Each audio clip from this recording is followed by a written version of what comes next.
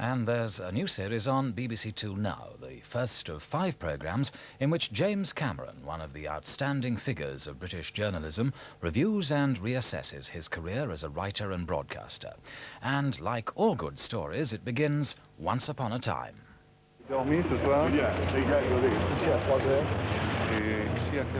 I was terribly cross sometimes and very unhappy sometimes and frequently very lonely. But on the other hand, what other job could I have been doing where I would have been able to whiz all over the place at somebody else's expense, meet people of significance, meaningful people, who wouldn't have had the slightest time for me as an individual, but did have some time for me as a newspaper man.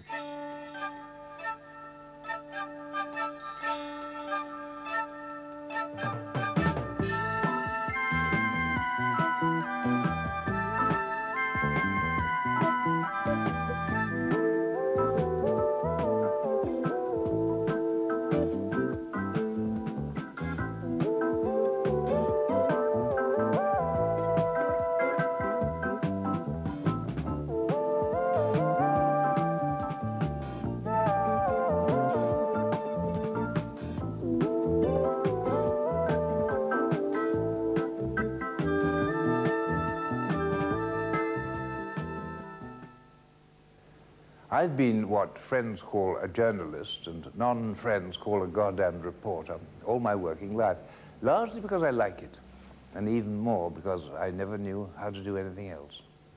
I never once regretted it, although there were as many bad times as good. Like everyone else, I mostly remember the good ones.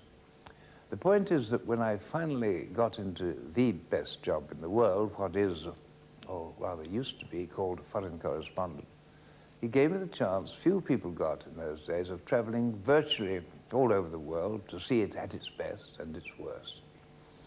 That's what this series of programs is going to be all about. It's certainly going to be enormous fun for me. How many people ever get the chance of reliving their own past? Remember, these things were not done yesterday. They and the world were 10 years younger then.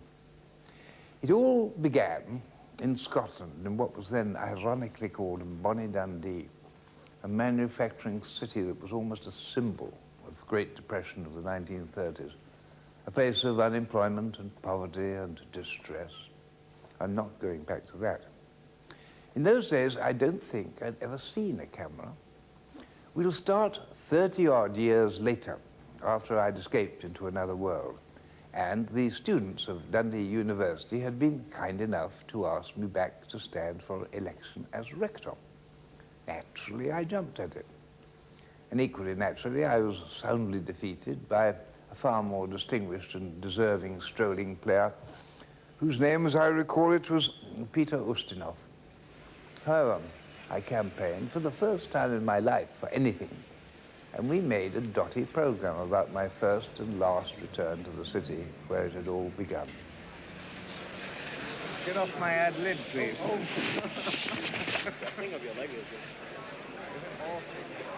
Right, ladies and gentlemen, I lived in this city before the war when it was a very different place to this, when it was an economic wasteland that made a tremendous... It isn't as it was, but it made a vast impression upon a very young and inexperienced reporter, even though this man was learning his trade on a paper, your paper? Yes. Nonetheless, it was a paper that could never be accused of imposing an intolerably radical point of view. Popular. I gather that its views have not particularly changed any more than its technique has. Nonsense. Things around here, ladies and gentlemen, have changed, however. Compared to the Dundee I knew, this is a swinging city.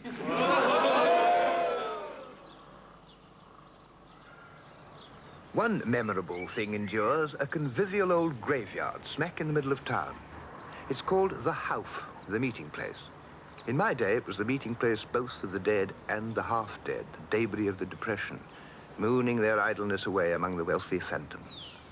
I passed them every day as I went to work, for I at least had work.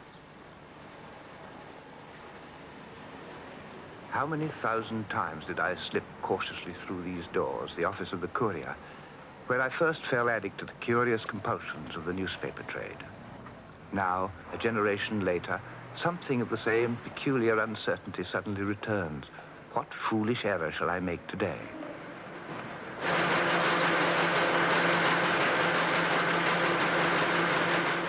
Anyhow, for good or ill, here I was enmeshed in the inky, edgy, clattersome and voracious occupation that was well called the press, since with the name we acknowledged the domination of the machine over the men. Thud and thump and grind and roll, out come the thoughts and the non-thoughts, the ads and the agonies, all the truths and trivialities of great importance to us, if to nobody else.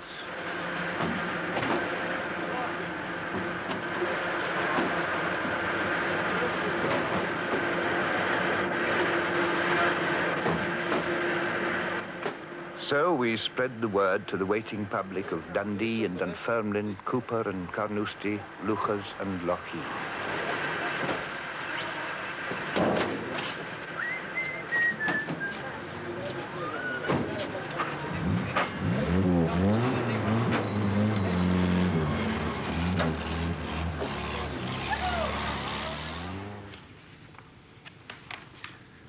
In those days, it was the custom to have nobody write under their own name, but under a great variety of whimsical pseudonyms.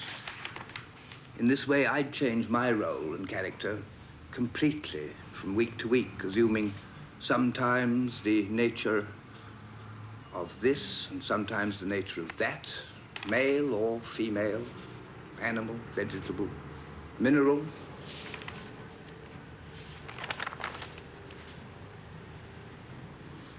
At 11 o'clock, I stood in George Square. There was an air raid shelter on one side and a girl selling poppies on the other. Well, that's reasonable objective stuff so far. Yesterday was Remembrance Day. In Holland, they're flooding the meadows and mining the roads. On the fields of Lorraine, they're laying tank traps and waiting in the mud. A wreath of poppies beside a surface shelter. You can ration even sentiment. Well, it could have been worse. It usually was, I must say. At times I reached a genuine mastery of the banal. I will forbear to quote. But this sort of reporting was really quite big time for me. It had taken me ages to graduate up to actually writing anything, from the long periods of paste pot filling and file spiking and all the other menial jobs that probably on the whole did a great deal less harm.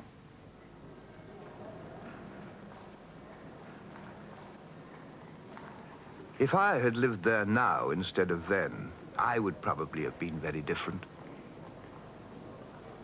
I knew little about politics in those days. All I could grasp then, or more accurately assume, was that this sort of thing was intrinsically bloody awful, that there should be well-off merchants at one end of town and an aching economic emptiness at the other. It was obviously an unnatural state of affairs, it seemed to me, and therefore to be rejected. Not exactly opposed, not at that time, simply because I knew no way of opposing it.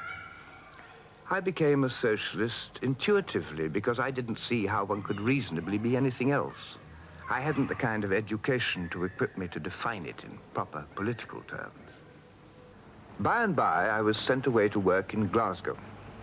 For my wife and me, Glasgow was the start of a sort of liberation, a big deal. Here I'd set up the first family home I ever had. Here in this El Dorado of the West Coast, I should perhaps learn how to write. Glasgow was very much on the way to somewhere, I thought.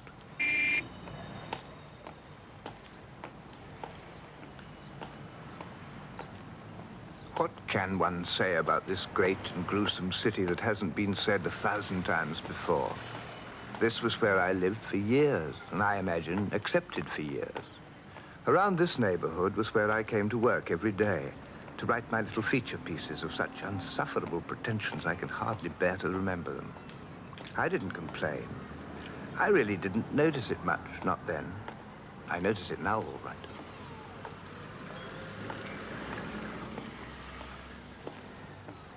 For all that, this was where I at least learned to grow up.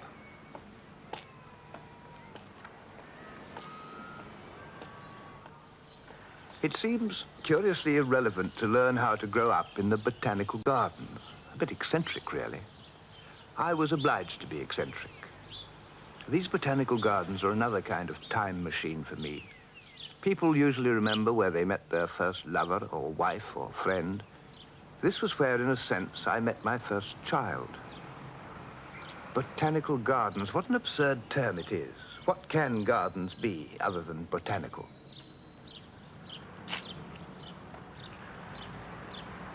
Just up the road there is where my daughter was born.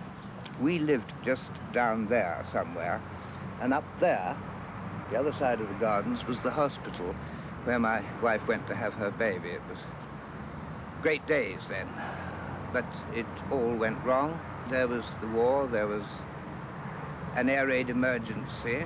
God, it was a long time ago, wasn't it? Anyhow, when the time came, there was this little margin between life and death that always comes at such a time, and we lost. That's to say, when it was all over, I had got a daughter, but I hadn't got a wife because she had died. Nor was I by any means the only young man this had ever happened to. It's a bit of my life that's wholly mine. I very much wish it had happened otherwise, but it reaped a very big reward, too. I broke my heart in these bloody botanical gardens once. It was a very strange thing. I never thought I'd ever come to see them again. But I don't mind. I can cope with them now. I can cope with Glasgow. I can cope with anything. The following years have taught me that much. By and by, I found myself translated to London, to Fleet Street, which I suppose had been the idea all along. I was what was called a sub-editor then, which meant being practiced at cutting long stories short, which is what I'm going to do now. And in the absence of Osbert Lancaster, occasionally I drew pocket cartoons. If I let you have a potato, you'll need a lump of coal to cook it with. Say, 30 bob for the two? But, Mr. Ribbentrop, I swear I am completely sold out of cyanide, even for my regular customers. Said he come from Brooklyn, Sarge, but the silly guy forgot to take his iron cross off. Colonel Yamako, I can scarcely bring myself to tell you, but one of our aircraft is not missing. I am Commander-in-Chief of Berlin. I am Commander-in-Chief of Berlin every day and in every way. I'm getting braver and braver. 2 whiskey soda, 2 sandwich, 24 pound 10, monsieur. And vive les Anglais. I'll skip the dreary workaday years until at last I found myself what I suppose I'd always wanted and probably been intended to be, a newspaper foreign correspondent. It was a great job then. Today, there are very, very few of us left. Newspaper economics don't permit of the cost, and they're probably little the worse off. I can never thank my luck enough for letting me share the dying days of a wonderful journalistic education. By some chance or other, one of my very early assignments was to India. Independence hadn't yet come. I was with the British cabinet mission that was trying to find a way of achieving it. I say by chance because in the years to come, India was to become a very important part of my life, and I came to know it very well. But that first time was a sort of initiation, certainly into the convoluted bureaucratic red tape of which India is the undoubted world champion. Another one? No.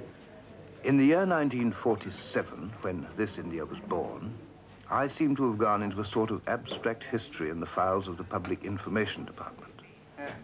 There it is, Mr. James Cameron, accreditation on behalf of the Daily Express of London. Well, well, well, that really puts it in another age. Could that have been me? It must have been. Anyhow, there I'm buried and hundreds like me, all of us mouldering decorously away among these miles of forgotten files, these museums of paper, never looked at and never lost.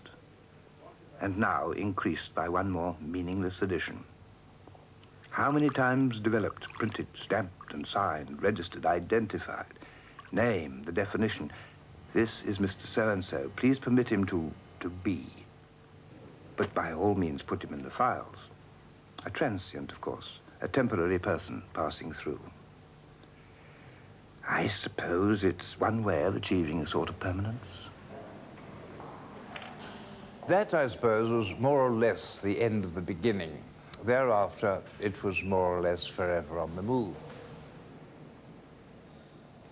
I was far luckier than I thought at the time when I was tired with travel and upset by what seemed to be an endless succession of stupid wars in gentle Asian countries that had neither asked for us nor wanted us. Air travel wasn't the cozy super jet system it is now. You rattled and roared round the world in things that are museum pieces now, I dare say. And you thought yourself lucky when you got to the right place on roughly the right day. Over the years, one accumulated a fair collection of passports. One used to use them up so fast. But of course, I wouldn't have had it otherwise. And in a way, I suppose I slightly miss it.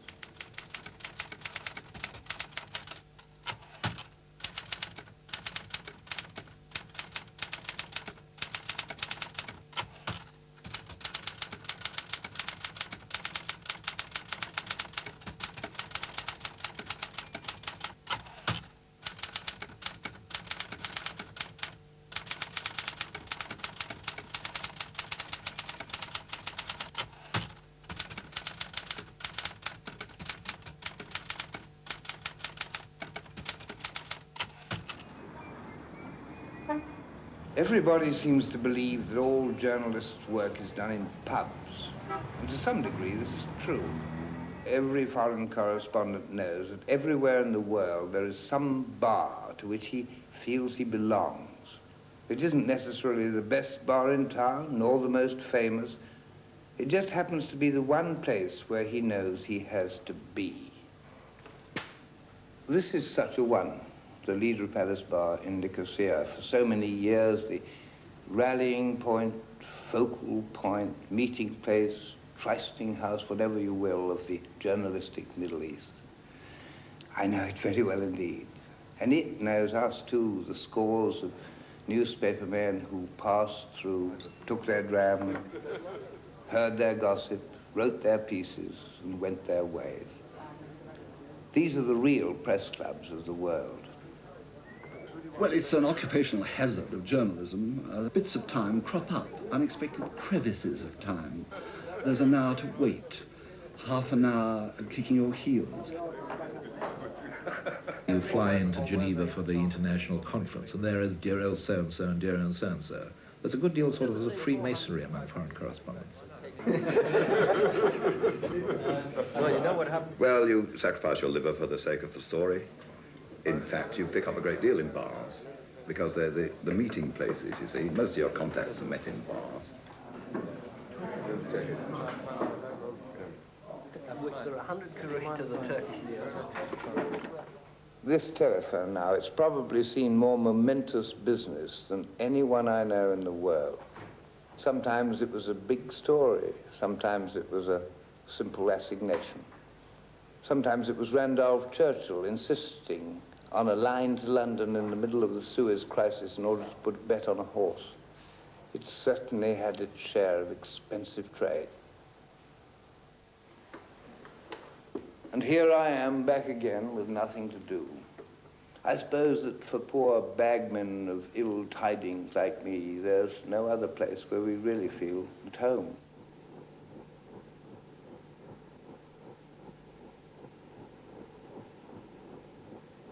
It wasn't always fun and games and convivial chat. It's often been said that journalism is mostly boredom, punctuated by moments of frightening, crazy activity. Some of it was achievement, but an awful lot of it was frustration. If you want to know what true loneliness is, try a day or two in a second-class provincial hotel.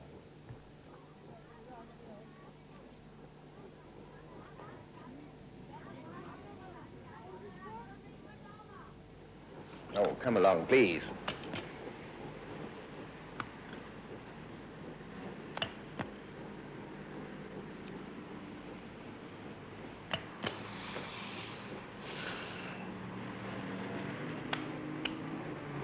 Is that Mr. Cameron? Yes, that's right. I keep on saying that I've never been anything but a simple journalist, which is the case.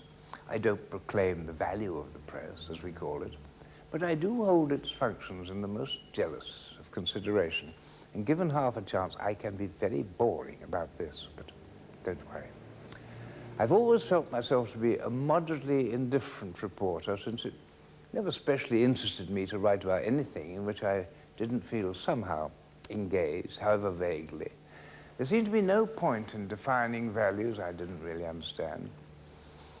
It often let me in for a lot of trouble, and sometimes, alas, other people too. I think the first big encounter came in 1950, when I was covering the war in Korea for Picture Post in company with the great photographer Bert Hardy. Our side, the United Nations, had been driven down to a tiny little enclave in the south. The head man of South Korea was a now forgotten man called Syngman Rhee, whom we and the whole United Nations were fighting to preserve. What we and the UN didn't know at the time was that he was a criminal monster. Bert and I were about the first to find that out, and in politics, it sometimes isn't wise to be the first. Bert Hardy and I were in a transit camp down in Busan, which by that time was virtually the entire area of South Korea. So anything that happened in it could hardly be concealed at all. Well, by the merest chance, we blundered on this really alarming spectacle of the political prisoners being shunted about from one camp to another camp. We'd seen them in isolated groups before, but we'd never seen such a mass demonstration of them before. They looked rather like what I had seen some years before in Belsen. They were emaciated, they were browbeaten, they were terrified. They were brutally used. And, of course, they were there for the simple reason that Syngman Rhee's government argued that they might be political opponents. They weren't prisoners of war. They had been prisoners long before the war began. Some of them were the merest children. This was a straightforward case of political tyranny. They were there for no offense. They'd committed no crime. They had not even committed the crime of warfare. By the time that Bert Hardy and I saw them and photographed them, they had obviously been there for years. Not just for months. They had been there for years and years. This was all done under the United Nations flag, but literally so. The United Nations flag flew over these camps. This was a shocking set of affairs. For once in a while, it had rained. Very rare in this period of time we were out in Korea. And they were all tied together, and they were all crouched on the ground. And the heat was out of this world. And every now and again, one would scoop some water from the ground to try and quench their thirst, and would be immediately banged on the head with a rifle butt for even moving. Well, Jimmy and I saw this, and we were appalled by it, and we thought, God, somebody's got to do something. We felt they were being taken off to be shot. I think they were. I found it so difficult to believe, and I knew that other people would find it even harder to believe, that I made Bert take hundreds of pictures. And to my surprise, the South Koreans, so far from resenting this or trying to conceal it, were proud of it. They gave us better positions. They would drag out some unlucky bastard and present him to us. We then went to the Red Cross, who said it's none of our business. We tried to get something done for them.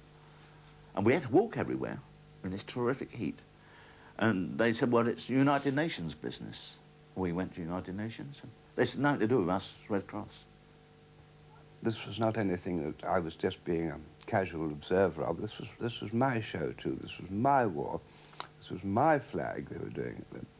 This was my sponsor who was doing it. I could see when I looked at it that in the climate of that time, the story was dynamite.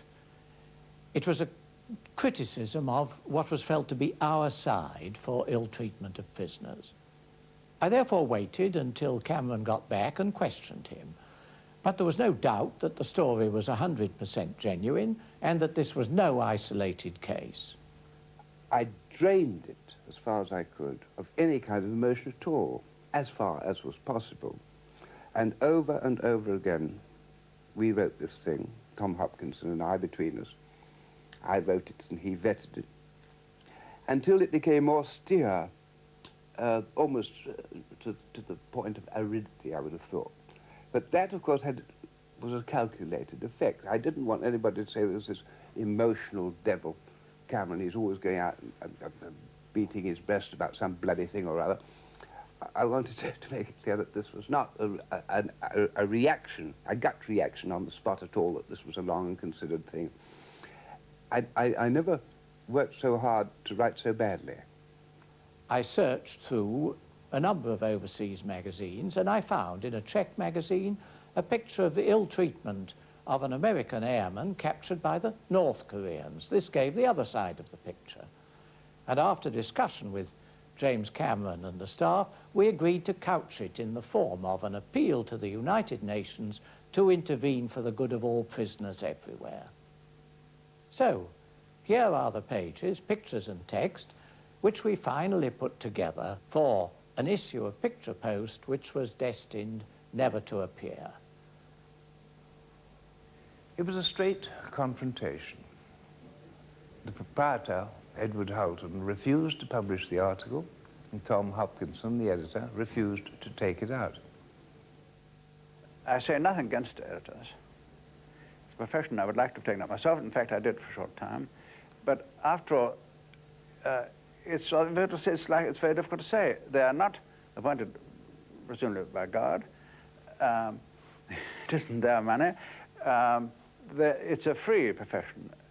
They haven't passed any examination. They're not like the captain of the ship. Whatever the chairman of the company says, when the ship is below bridges, and on the high seas, by English law, the captain is master under God. But the editor, by English law, is not master under God. Meetings went on throughout the week. Various attempts were made to persuade me to resign. I was shown a statement to be put out by the general manager saying that I had resigned following a dispute about the Korean War. I said that I was not resigning at all and that if they wanted to get rid of me, they would have to sack me. There was, in fact, only one practical solution. We couldn't sack the chief proprietor. That would have been impossible. We could sack Tom Hopkinson. And sacked he was, and I went too. And by, I'm glad and sorry to say, so did Picture Post, and so that was that. So it was back on the road again, this time with my favorite pop paper, the News Chronicle.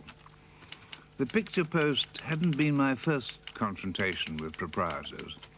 I'd fought with Lord Beaverbrook on the Express. And in a few years, the Chronicle itself was to commit suicide on us all. I began to feel that I was a sort of journalistic kiss of death. One morning, subscribers to the News Chronicle got the News Chronicle. The next morning, they got the Daily Mail, with which was incorporated and so on. But considering the News Chronicle was itself had, with which is incorporated, another 4 or 5 papers underneath it, it was just part of a continuing process. And I often wonder whether we aren't being a bit sentimental about the old News Chronicle. I really do. But the most insulting thing, of course, was to provide all its customers with a totally different and a totally antithetic product the next day without ever asking them. That was treating the public with true contempt, if you ask me.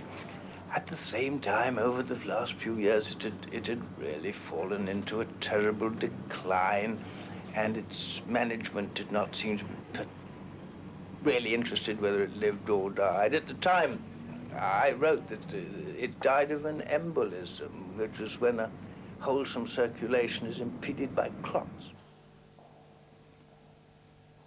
The whole newspaper business seemed to be in a sort of collective despair, with presses falling silent all over the country.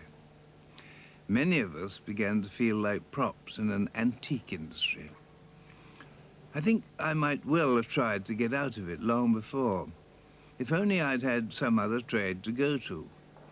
The trouble with journalism is that it really fits you for nothing else. And without the printing press, you are literally helpless. What with one thing and another, I became for a while rather tired, I suppose, of the newspaper trade. On the other hand, I knew no other. I had to make a living somehow. Though I must say I was beginning to wonder why. The Vietnam War was in full swing. Our screens were saturated with American film from South Vietnam. We saw nothing whatever except the American struggle against the communist North. In my innocence, I thought we might try to see what it looked like from the other side. I'd never been involved in television, but I thought I'd have a go. Of course, the communist North wouldn't consider having the BBC or any of the Americans, so I thought I might try on my own. The Ho Chi Minh government knew nothing about me and thought it might be worth a very guarded experiment. They'd only give 2 visas, however, for me and the cameraman, so we were a somewhat slender crew. Still, this was, as far as I know, the very first and only television program ever made by people from the West in what was then an enemy land. The BBC wouldn't show it for fairly obvious reasons of their own. Curiously enough, the American television did show it. And I like to believe that played some little part in the subsequent American change of heart towards this cruel and stupid war. Anyhow, here it is with all its obvious imperfections.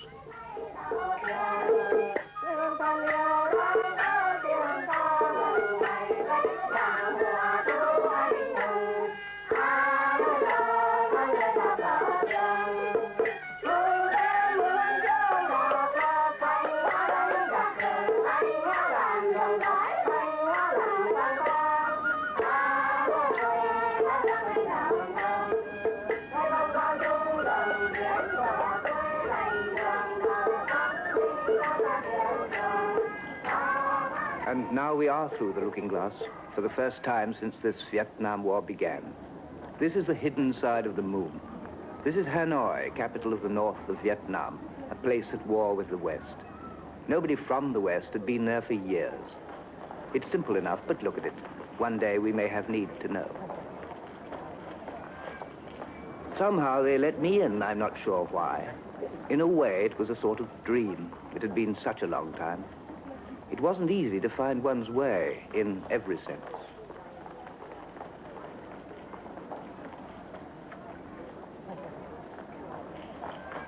It must be all of 12 years since I was here in Hanoi.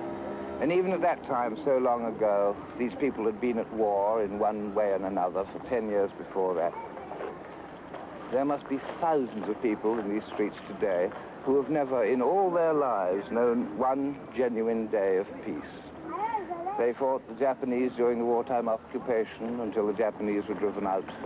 Then they fought the French until the French were defeated too. And then came the Americans, and so it goes on. What nobody seems to be able to admit is that all these people want to be is Vietnamese.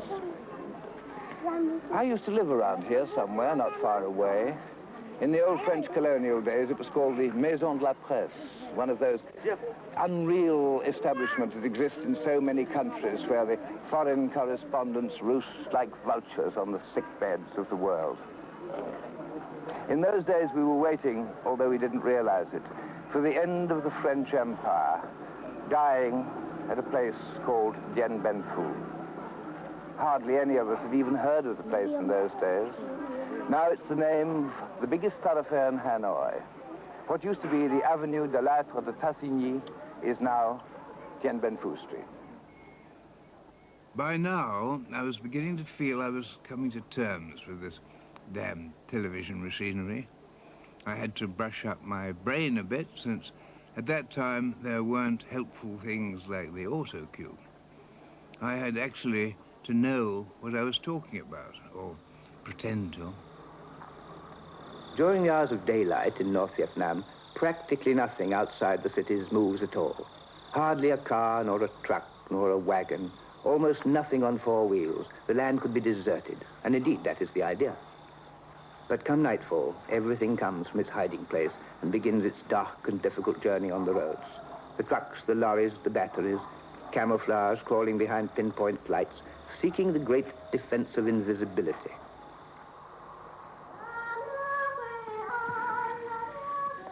In North Vietnam, as indeed in all Asia, the heart and substance of life is the harvest, the crop. The economy isn't complicated. They grow so that they shall eat. North Vietnam is not especially prolific. Nevertheless, it can produce 3 crops a year. It has, however, never been necessary before to bring in the harvest with a gun on your back. Now it is.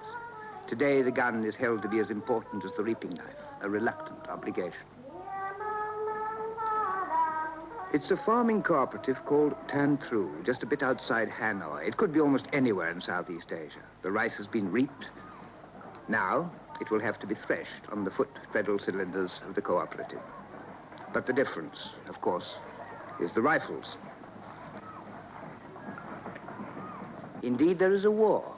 But for a peasant country, there are some things that are obliged to transcend war, and this is one of them. That the ordinary processes of the land continue. For without that, how shall people live, communist or otherwise? This is frequently, I think, forgotten, that a farmer must, of necessity, obey the rhythm of the land, which isn't necessarily that of Washington, nor even of Hanoi.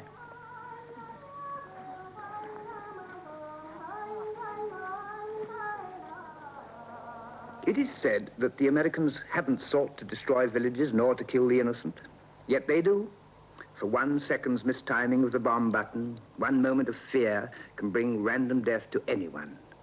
Not all bombs fall on bridges. Some fall near people. Some people had the misfortune to live beside bridges. Nobody in North Vietnam would do so unless they had to. There isn't always anywhere else to go. This is what it means to be part of somebody else's war. Deplorable things happen because of deplorable circumstances. It is a fact, and quite incontrovertible, that this is a bombed hospital. It was a tuberculosis clinic in Tan Hoa. Again, it happened to be in the bomb line of the bridge. It was blasted and destroyed. There are few enough hospitals in Vietnam. They don't have many to spare.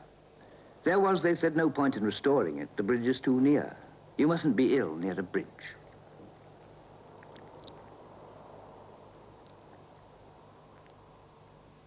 It's getting dark now, but it's only after dusk that one can travel nowadays. The bay is, I think, the most spectacular piece of scenery in all Asia, if not in the whole world. The Bay d'Along, the Bay of the Descending Dragon, a labyrinth of islands and creeks and lagoons and channels, a set made by some mad oriental designer of seascapes. It's so weird and so beautiful that it's hard to believe that it's a setting for war and a focal point for war. That this neighborhood is in such a condition of military tension that this is the only direction in which we are supposed to point our cameras. Everything else is a matter of high military security. There are plenty of people to see that we keep our eyes on the scenery.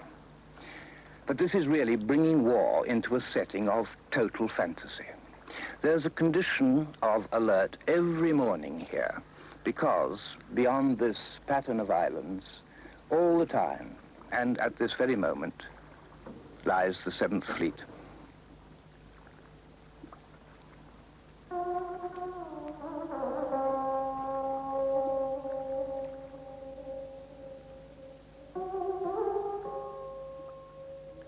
Those were the beginning days of BBC Two, and though I knew virtually nothing about television at all, I had the nerve to go and see young David Attenborough, who was then running the show, and said, I'd like to work for him. On my own terms, I said, I would want to go wherever I liked and say what seemed right to me, never mind this famous BBC balance and good taste and so on. Let's do a program of prejudice. course, he turned me down with his usual courtesy, as I'd expected. And then, inexplicably, the BBC changed its mind and agreed to have a series of all sorts of people doing their own thing and called One Pair of Eyes. And it worked, except that in the end, so many of these pairs of eyes turned out to be mine that they came to call it Cameron Country, and off we went. One of my first commission jobs was, luckily, to what I believe to be the loveliest place on earth, Venice. You can hardly go wrong visually in Venice. I called it The Vanishing Lady. I was a bit premature about its impending end. I also, as you'll see, broke an awful lot of documentary rules. Venice is a very difficult place not to make documentaries about. Everyone has done it. Everyone's been here. Shelley wrote poems here. Ruskin bought a house here. Byron swam the Grand Canal here. Browning made love here. Hemingway got drunk here. Everyone took away a bit of Venice in his heart, except me. And now there's not much time. Let's take a stroll down Main Street. It really is a bit much for a city to have a main street like this. The Grand Canal, that's not only absurdly beautiful, but commercially essential too. One isn't used to things that are at the same time useful and lovely.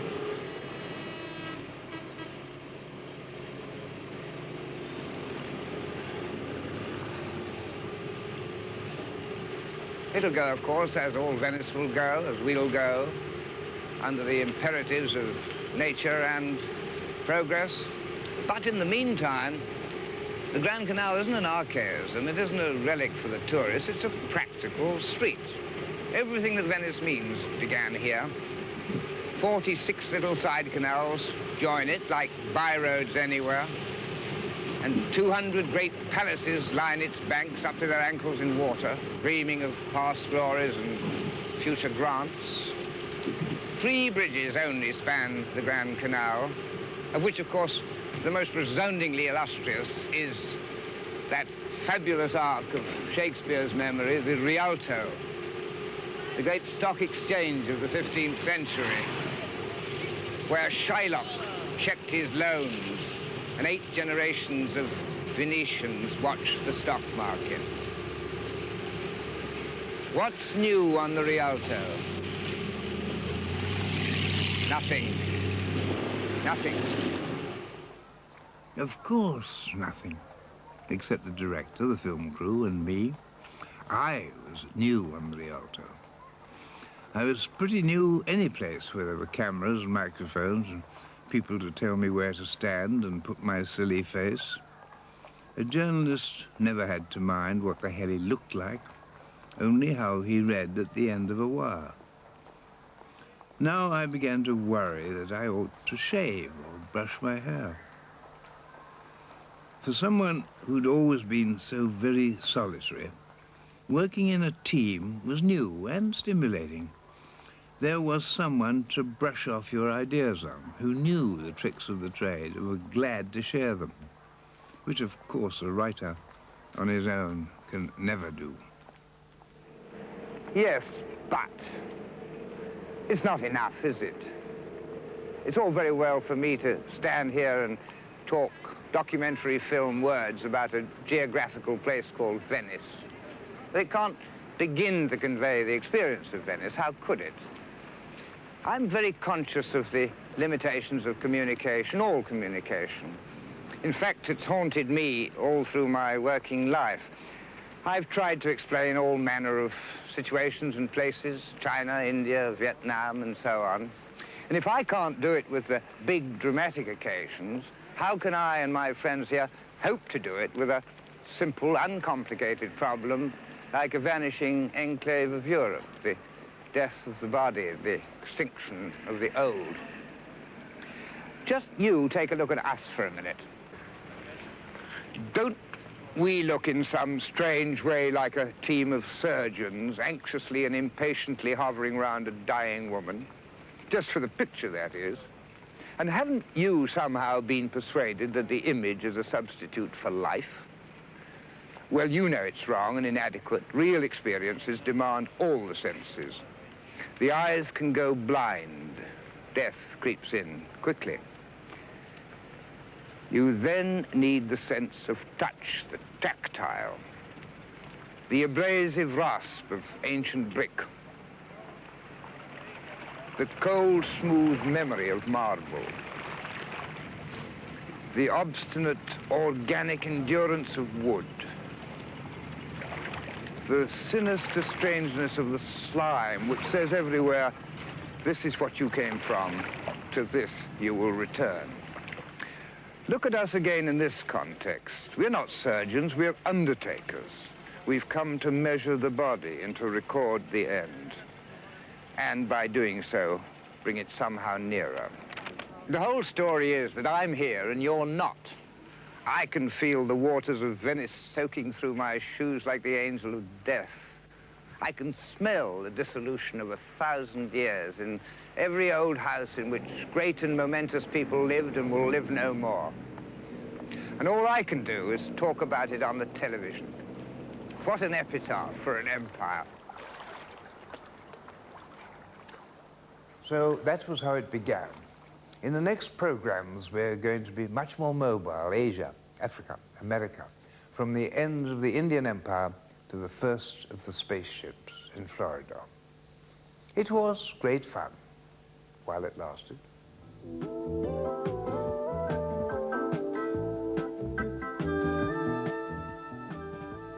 Waiting for Miracles, the second of James Cameron's new series, is next Friday at the early time of 9:25.